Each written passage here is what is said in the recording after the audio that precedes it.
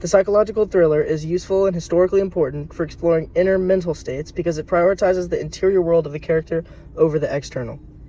Samandarova defines the psychological thriller as a genre that combines tension and spiritual depth and offers a detailed description of the inner world of the characters. The way fear and anxiety increase mental tension in unexpected ways reflects the experience of depression and alienation. This makes psychological thriller important to represent mental health because its internal fear and uncertainty are the main ideas conveyed by the genre. The cultural context is important because the film is set at the tail end of the Reagan era, a time where teenagers were wanting to fight back against the establishment of the Reagan administration and the residual lingering pressures of conformism, according to Lewis. Additionally, by the 1980s, therapy was used and mental health was beginning to be stigmatized. The film connects to my question because it portrays Donnie's psychological breakdown as an effect of an environment that asks him to conform while misunderstanding his inner issues. An introverted and misunderstood guy whose life and mental health collapses after a cyberbullying incident. The film is part of a new wave of Polish cinema. Jagielski says that capitalist Poland became exclusively male and heterosexual. This directly contributes to Dominik's alienation in a homophobic setting. The film connects to my question because it shows that Dominik's mental problems and eventual suicide are caused by homophobia, neglect from his parents, and alienation from his peers instead of as a condition or problem with himself. The comparison is important because it provides analysis of how different generations of teenagers experience depression as a social product. The film's different technological settings and cultural contexts in their respective countries make them specifically relevant for comparing and contrasting. My three subpoints are mise-en-scene, cinematography, and narrative structure. In the psychological thriller genre, mise-en-scene functions as a direct projection of the character's inner psychological state. Samandarova says that the genre depicts the emotional state and inner struggles of the characters by how they see the world. This means that the environments in both films purposefully portray the social conditions that produce both the protagonist's depression. An important still is Donnie's bedroom right after the jet engine crash, where Donnie's room is destroyed and the jet engine falls through the floor to the living room. The mise-en-scene is messy and chaotic. The walls are broken, the ceiling is torn, the furniture is knocked around, and the lighting is uneven, so the space feels uncomfortable. Additionally, choosing a jet engine extremely exaggerates this effect and is used in the mise-en-scene to show the environment dramatically being against Donnie. The audience sees his depression in the way his room is wrecked and exposed, so the mise-en-scene makes his depression feel like a consequence of the physical world around him. Another element of mise-en-scene is the school costuming, a simple uniform consisting of a white button-up and black pants, according to Basquiat. This reinforces social conformity visually in the Catholic school, specifically how it aims to erase individuality.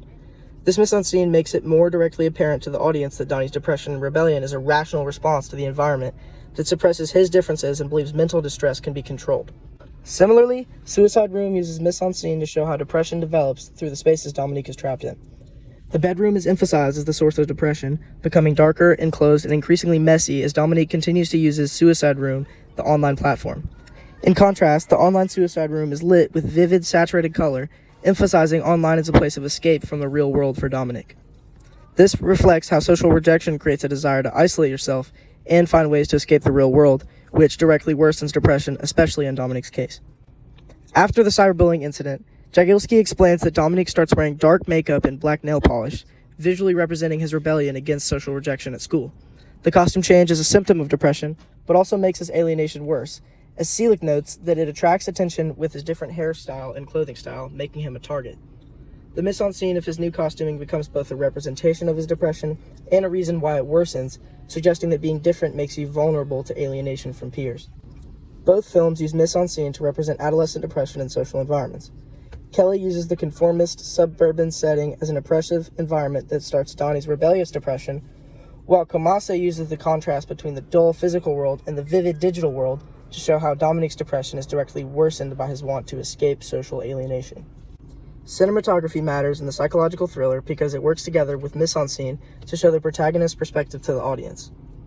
This is particularly valuable in studying mental states in correlation to social environment because it shows the direct effects of the environment on the character as soon as things happen using shifts in the camera techniques.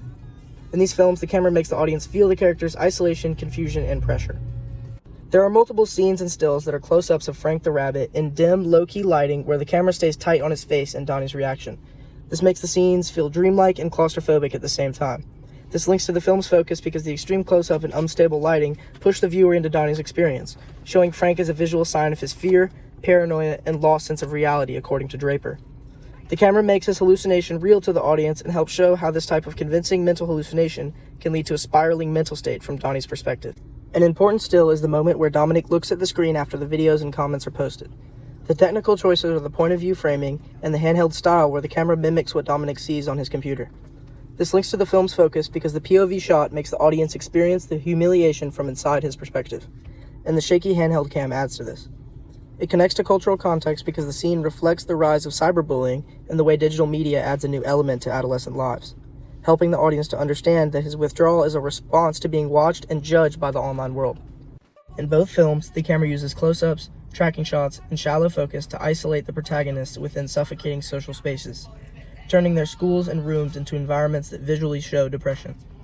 Donnie Darko relies on surreal framing with Frank and the suburban landscape to show how anxiety and hallucination grow out of conformity, while Suicide Room uses point of view and push-ins to show how public humiliation and social exclusion pushes Dominic toward the digital world. In psychological thriller, narrative structure is used to escalate mental tension by putting the protagonist under pressure, in this case from the social systems meant to protect them. In both films, the storyline is built around the breakdown of every institution available to the protagonist, like family, school, therapy, and even online community. This is important because it makes depression and even suicide seem logical to the audience because there's nowhere to go. One key sequence is the time travel suicide, where Donnie returns to the jet engine crash and chooses to die alone, and the film's structure loops back to the opening so that the story begins and ends with the same image. Only Donnie accepts it now, even after stating that dying alone was his greatest fear. The circular structure makes Donnie's death feel inevitable and calculated, like the world has pushed him towards this decision through a series of failures. The 28-day countdown also drives the tension and Donnie's slow realization of sacrifice. This builds the pressure on Donnie and makes the seemingly unexplainable event feel justified based on the failures he discovers while wanting to live his last 28 days to the fullest. Another key sequence is the scene where Donnie's therapist administers hypnosis and the talking cure, which essentially worked like truth serum. Donnie reveals his fears and insecurities, and just when the audience thinks the therapy might be getting somewhere by making himself aware, his therapist essentially tells him he'll be fine and sends him back into the world without real support. This links to the film's focus because psychological thrillers use the structure of the narrative to show how even specialized therapeutic help can become a dead end, so that the audience can see the depression as something the system claims to treat but actually ignores. In Suicide Room, an important sequence is the mental hospital, where Dominic was taken for 3 days after being found below a shattered mirror covered in blood. The camera uses wide, static shots with high-key lighting and symmetrical framing, so the mental hospital looks clean and clinical, while Dominic is smaller and exposed in the center of the frame. The bland and isolating setting is similar to how Dominic has caused his own depression, which creates obvious irony for the audience who can see the hospital designed to help him is ignoring the cause of his depression in the first place. Another key sequence is the final overdose in the bathroom, where Dominic takes a ton of pills and then returns to the suicide room to say goodbye before he dies at his computer. The structure of the film goes from initial cyberbullying, through the failures of his family and therapy, the disorienting club and online sessions, to this final scene. This makes suicide feel like the end of his story that has systematically removed all possible support, according to the European Film Academy. Kuzma argues that the structure shows that once every institution and place he feels belonged in has failed, the only exit the story can offer him is death. Donnie Darko uses circular structure, making his sacrifice feel like a final conscious decision Donnie makes after realizing no support system will help him, while Suicide Room uses an escalating structure to show how school, family, the medical system, and the online community all ignore or distort Dominic's pain. In both cases, depression is framed as a result of the world that refuses to listen or sympathize with the alienated teenager. Both films show the true inner world of troubled adolescents due to outer hostility and large misunderstanding of their problems. Mental illness is one of the most relevant and troubling issues in society right now, and it becomes even more difficult to resolve in emotional and developing teenagers.